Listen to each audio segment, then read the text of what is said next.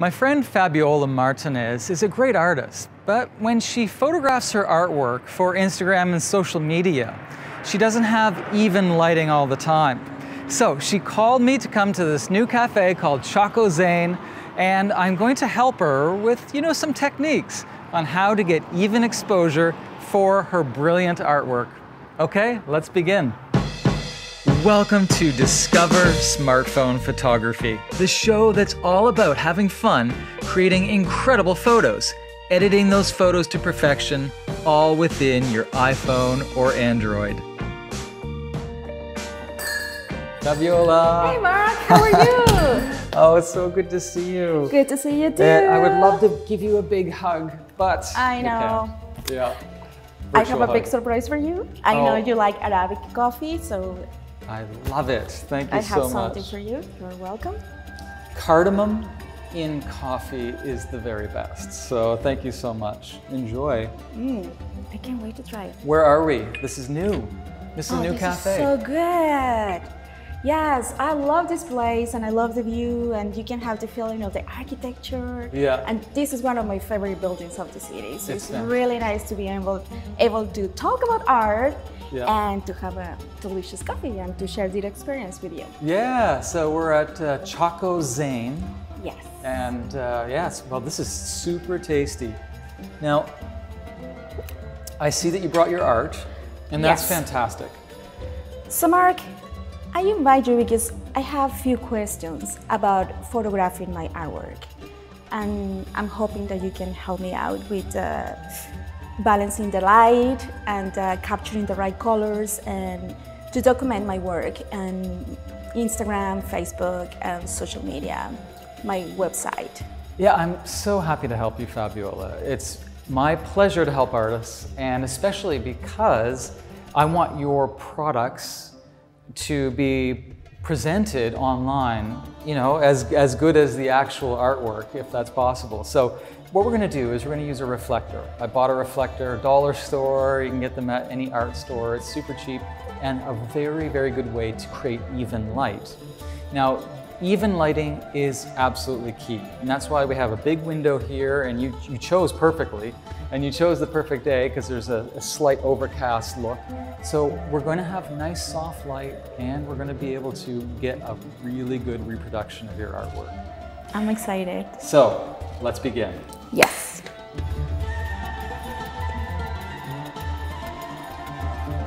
So Fabiola, the first thing that we're going to do, obviously, is place the artwork, and we have the large window, which is very effective.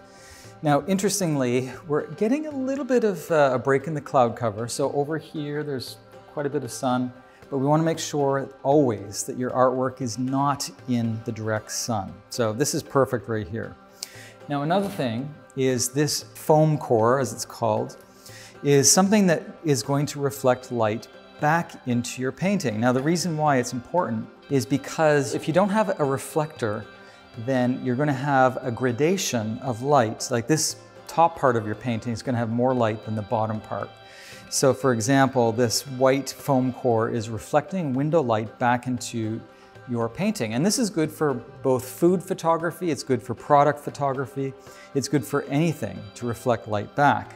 The big problem that a lot of people do is when they photograph two-dimensional or three-dimensional work within a window setting, especially if it's square or rectangle, they'll use a wider lens. Now, I'd just like to show you what happens when we use a wider lens.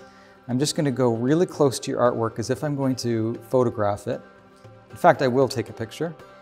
And as you can see, it's not, the lines aren't straight. It's sort of ballooned out, and we call that barrel distortion. This is common for pretty much all wide-angle lenses. And if I go to 1x, that's the normal wide lens on this iPhone anyway, that's much better. So we're just going to take it as normal. Now if I go to 2, now not all iPhones or Androids have this zoom capability, but if you do, I find this is really good. So I'm going to take this picture, and there we go. Now, one thing to keep in mind is that when you are photographing artwork like this, it's good to have what we call a middle gray background. Now, this, of course, isn't gray. Now there's a difference, however.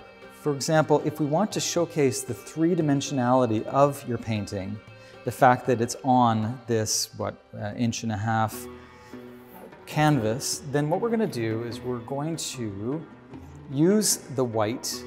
Now we don't have a reflector here, but you can actually buy 2 of these boards.